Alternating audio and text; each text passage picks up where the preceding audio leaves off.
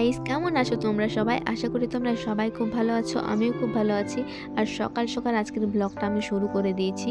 আর আজকে কি কি হবে সবকিছু আমি তোমাদের সাথে শেয়ার করব। তো তোমরা পাশে থাকো, সাথে থাকো আর ব্লগ দেখতে থাকো। আর হ্যাঁ, এখনো যারা আমার চ্যানেলটা সাবস্ক্রাইব করোনি তারা তাড়াতাড়ি সাবস্ক্রাইব করে ফেলো। তো চলো দেখো, আজকে সকালে উঠে আমি তাড়াতাড়ি ফ্রেশ হয়ে চান করে নিয়েছি, কেন কি আজকে আমি কলেজ যাব। আর এই বছর ধান কেটে ফেলার পর বাবা ভেবেছে অনেক কিছু সবজি সাথে অনেক কিছু লাগাবে। তার জন্য এখানে গম ভিজিয়ে রেখেছিল একদিনের মতো, তো বাবা ওটাই নিয়ে যাচ্ছে, আজকে গমটা ছড়িয়ে দেবে। আর অনেক কিছু আমরা সবজি চাষ করছি এবারটা। তো আমার একেবারেই ক্ষেত যাওয়ার সময় হয় না বলে আমি তোমাদের সাথে শেয়ার করতে পারছি না, কারণ কলেজ যেহেতু যেতে হয় তার জন্য আমার ওইদিকে যাওয়ার একেবারেই সময় হয় না। আর আমার ব্লগ যারা দেখো প্রথম থেকে তারা অবশ্যই জানবে যে আগের বছর আমরা সরষা লাগিয়েছিলাম, তো ওটার ব্লগগুলো তো আছে, তোমরা যারা দেখোনি অবশ্যই দেখতে পারো। আর এইবারটা বাবা ভেবেছে লাগাবে আলু, পেঁয়াজ, সরষা, অনেক কিছু আর কি ভেবেছে লাগাবে। তো ওগুলো সব লাগাচ্ছে। তো আমি যদি ক্ষেত যাই কোনোদিন তোমাদের সাথে আমি অবশ্যই শেয়ার করব। আর এদিকে আমি আজকে যেহেতু কলেজ যাব তার জন্য আজকে ভেবেছি আমি টিফিনে কিছু বানিয়ে নিয়ে যাব। আর আমার বানানোর মধ্যে তো জানো গাইস, পাস্তা, ম্যাগি, না হলে চিড়ের পোলাও, এগুলোই বানাতে পারি।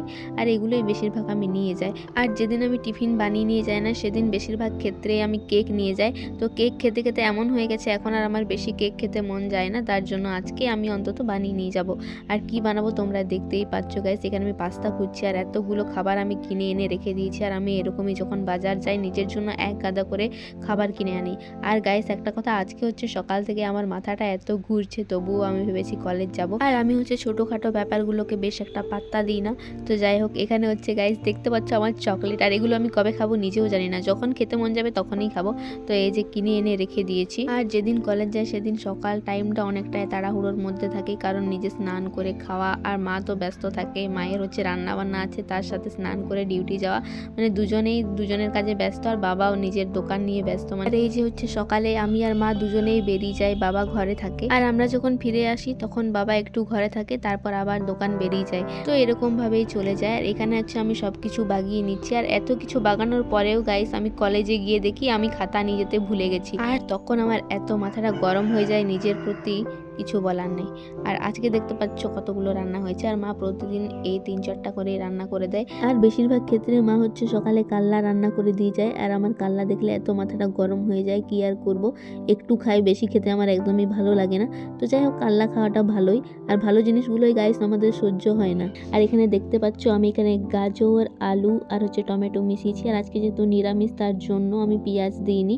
পেঁয়াজ, ডিম এগুলো দিলেও বেশ সুন্দর লাগে, কিন্তু নিরামিষটাও ভালোই লাগে। আর তারপর এটা হয়ে যাওয়ার পরে আমি খাবো আর খেয়ে বেরোবো। তো দেখতে পাচ্ছ এখানে আমার পাস্তাটা কত সুন্দর দেখতে লাগছে।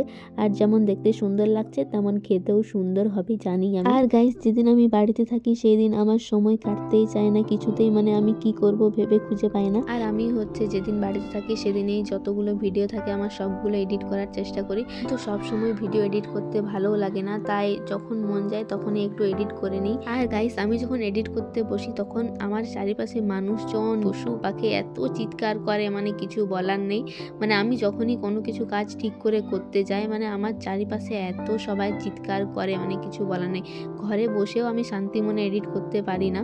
তো এই করেই চলছে আমার জীবন। কার ক্ষেত্রে এটা কেমন হয় আমি জানি না। তো আমার ক্ষেত্রে গাইস আমি যখনই কিছু করতে যাই এত বাধা সৃষ্টি হয় সেটাতে, মানে কিছু বলার নেই। এই যে সোয়েটার পরেছি সবাই, আর শিল্পীদিন ঠান্ডা লাগেনি বলে সোয়েটার খুলে দিয়েছে। আর আমরা হেঁটে হেঁটে যাচ্ছি। আজকে কি বলবো, আর আজকে দুঃখের কথা, অন্যদিন তাও রোদ দেয়, আজকে রোদের কোনো মানে ছিটে ফোটাও দেখা যাচ্ছে না। আজকে সারাদিনটা মনে হয় রোদ দেবেও না। তো কি আর করা যায়, ক্লাসে একবার ঢুকলে গাইস আমি ক্যামেরা অন করতে পারবো না। তো দেখা যাক কি হয়, টিফিনের সময় দেখা করছি।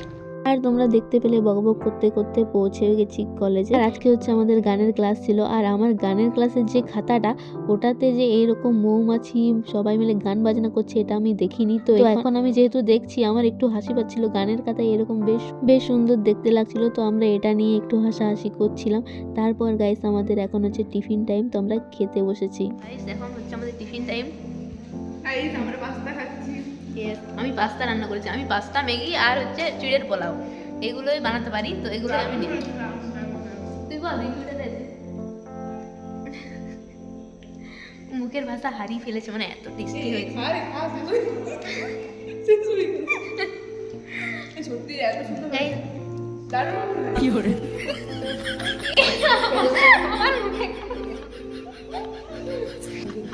আমি কলেজ থেকে কিছু নিয়ে যাই না, নিয়ে যাই অনেকগুলো স্মৃতি নিয়ে যাবো।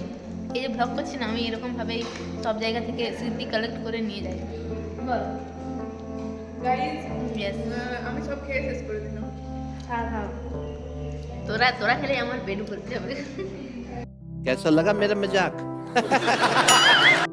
আজকে আমরা অনেক পরিশ্রম করে গেছি গাইস, ওই জন্য আর এই যে তারপর আমাদের ছুটি হয়ে যায়। আর আজকের ওয়েদারটা এত খারাপ ছিল, মানে এক ফোঁটা রোদ দেয়নি আর ভীষণ ঠান্ডা লাগছিল। আর এদিকে এখন একটু সূর্যি মামাকে দেখা যাচ্ছে, তো ওটাই বলছিলাম। আর আজকে হচ্ছে আমাদের ছুটি হয়েছে একটু লেট করে, তো আমরা বাস পাবো কিনা এটা ভেবেই যাচ্ছিলাম। না উঠে তো হবে গাইস, আমরা বাস ফেল করতে চলেছি। ক্লাসগুলো মিস করতে মন যায় না, বাস না পেলে না পাবো। এই থেকে টোটো পাওয়া বড় মুশকিল, কি বলবো। তারপর তাড়াহুড়ো করে আমরা হেঁটে এলাম, হেঁটে এসে ফাইনালি এই বাসটা পেলাম। আর এই দিক থেকে যাওয়ার আমাদের কোনো প্রবলেম হয় না, কারণ একটার পর একটা বাস আছেই, তো তার জন্য ভালো সুবিধাই হয়। আর কলেজ আস্তে আস্তে এখন সবার সাথে এমন বন্ধুত্ব হয়ে গেছে, ভীষণভাবে ভালো বন্ধুত্ব হয়ে গেছে। আর আমি হচ্ছে যেখানেই যাই সেখানেই বন্ধুত্ব পাতিয়ে নিই কারো না কারোর সাথে, কারণ আমি অনেকটাই মিশুকে, তো আমার সবার সাথে মিশতে খুব ভালোও লাগে। আর বাস থেকে নেমে এখানে দেখা হয়ে যায় বাবার সাথে, তো ভালোই হলো, বাবা আমাকে বাড়িতে পৌঁছে দিয়েছে। আর এখন হচ্ছে গাইস বাস থেকে নামার সময় আমার হাতটা না একটু ঠোকা গেছিলো, আর বাড়ি এসে দেখছি গাইস এরকম রক্ত পড়ছে, মানে যত না ঠোকা গেছে হাতটা তত বেশি রক্ত বেরোচ্ছে, এখান থেকে কিছু বলার নেই। তো প্রথমবার রক্তটা মোছার পর আবার রক্ত বেরোচ্ছে, তো যাই হোক এটা ঠিক হয়ে যাবে, কোনো ব্যাপার না। আর তারপর খেয়ে দিয়ে আমি এখানে রেস্ট নিচ্ছিলাম। আর তারপর উঠে দেখি মা এখানে পকোড়ি ভাজছে, আর এখানে হচ্ছে ধনিয়া পাতার পকোড়ি বানাচ্ছে, আর যেটা আমার একদমই পছন্দের না, আর এটা স্পেশালভাবে বাবার জন্য বানানো হচ্ছে। তো এই যে এখানে তাও হচ্ছে গরম গরম আমি একটা খেয়ে দেখছি, আর এখানে খেয়ে হচ্ছে আমার একদমই ঝাল লাগছিল না, তো মাকে বলছিলাম যেগুলোতে লঙ্কা আছে সেগুলো আমাকে দাও, আমি ঝাল ঝাল একটু খাবো। আর ঝাল ঝাল খেতে আমার একটু বেশি ভালো লাগে, তাই আমি এখানে লঙ্কা খুঁজছিলাম। তারপর ফাইনালি এখানে একটা মা আমাকে পকোড়ি দিল, যেটা খেয়ে আমার প্রচণ্ড ঝাল লেগে গেছিলো, কি আর বলবো। আর ঝালটা যখন লাগছিল আমার বেশ ভালোই লাগছিল। আর এখানে হচ্ছে কয়েকটা পকোড়ি খেয়ে নিয়েছি, আর বিকেলে যেহেতু আমি একবার ভাত খেয়েছি, তো মাকে বললাম যে রাতে আমি কিছু খাবো না, আর হচ্ছে হালকা করে মুড়ি খেলেও হতো, কিন্তু আমি ইচ্ছা করেই খেলাম না আজকে।